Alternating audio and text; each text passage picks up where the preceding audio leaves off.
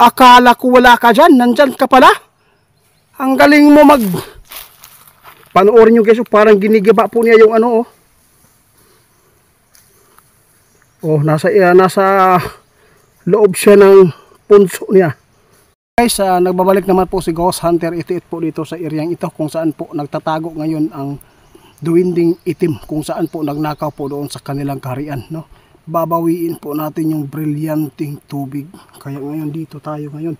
Mag-isa lang po tayo mag-explore. Sa lahat po ng hindi pa nakapag-subscribe po sa ating munting channel, paki-subscribe na lang po para updated po kayo sa mga videos natin, mga kababalaghan dito sa mundo. Kaya ngayon di tayo magtatagal dito dahil po ako lang yung mag-isa. Before tayo mag-proceed sa pag-i-explore po dito, no? Mag-shout out muna tayo. Mega love shout out po Ma'am Kiss TV, Ma'am RMB, salamat po sa inyo. Ate Angel, salamat. Ma'am Rosil Barber. Pagpasid lang muna tayo guys. Hindi tayo basta-basta sumugod dahil po napakalakas pala yung 20 na yan.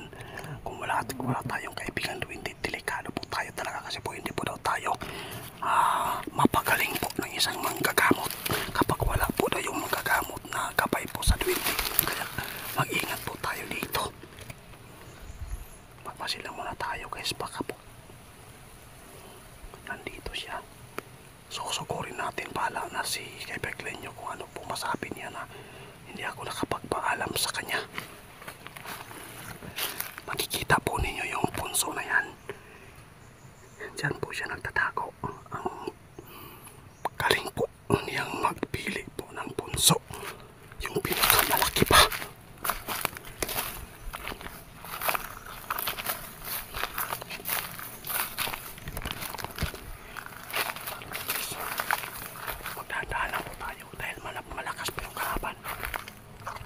Kahit silin nyo po guys, nahihirapan makipaglaban yan dahil po mas nauna pa siya kay nilin nyo.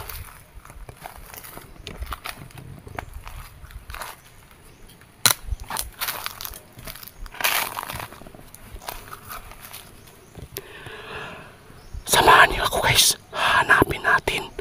Baka po wala po yung duwinding itim dyan. Dapat makita po natin kung saan po inilagay po ang kanyang... Lo! Akala ko wala ka dyan. Nandyan ka pala. Ang galing mo mag... Panoorin nyo guys, parang ginigiba po niya yung ano, oh. Oh, nasa loob siya ng punso niya. Saan mo ba tinago yung ano? Brilyante na sinilid mo doon sa ano? Bote.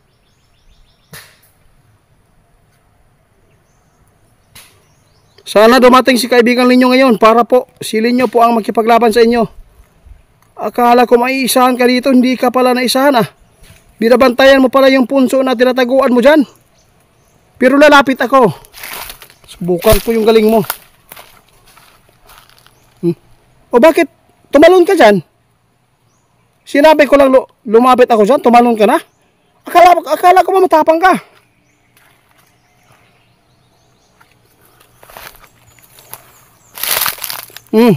Bakit mo parang nililindol mo yung punso mo ah?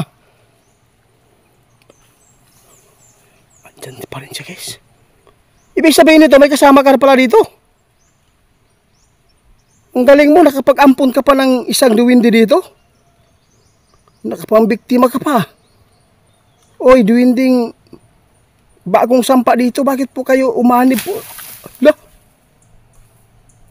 Panoorin nyo guys ha. Ito po yung legit na kapangyarihan po ng isang duwindi. Tingnan nyo oh. Oh, yung kahoy na yan.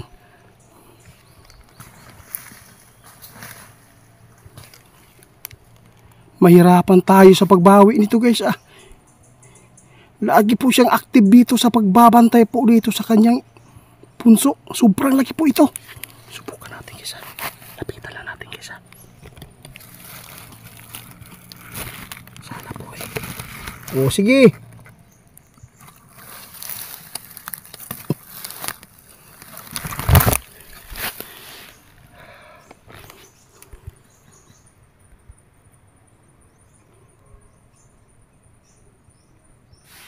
Hihintayin ko na lang sila nyo ha.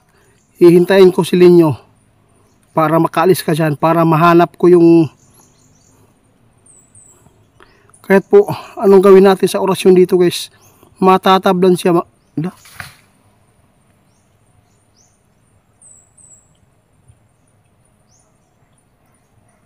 Oh, ikaw ba yon? Nagsalita ka ba? Tatawagin ko kaibigan ni Bro Larry na palaka. Please naman, magpatulong kami sa inyo. Wala pong sumasagot. Parang natatakot naman ako noon guys, doon pumunta doon. Wala nang sinabi nila niyo sa atin na bawal po na mag solo explorasyon kapag ganito. Paano natin yan makikita yun? Pakita ka dyan! Pakita ka! Nang bato ka ba?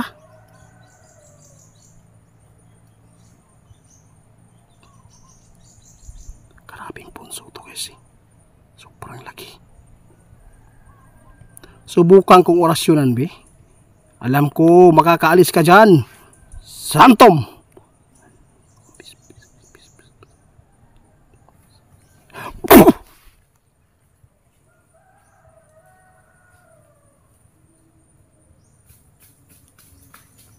Hindi siya nakaalis guys. Mas lalo pang pinagalaw niya yung kahoy at awa.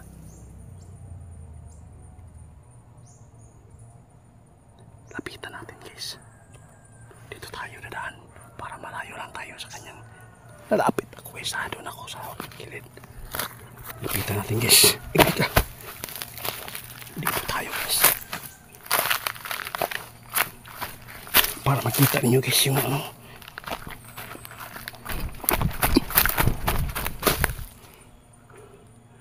Wala.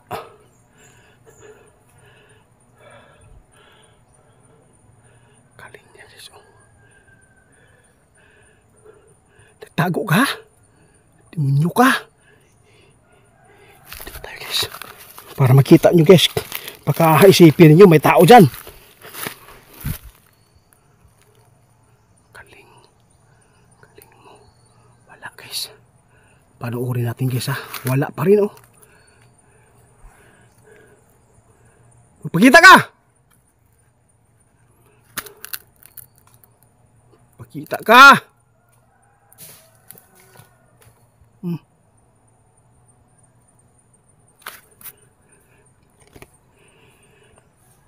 Ngayon pa ako guys na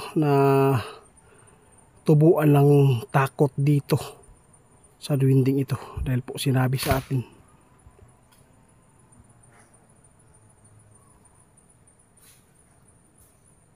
Naglalakad pa siya doon guys. Wala ka naman nakikita ng ano, tao dyan duwindi. Kanina grabe.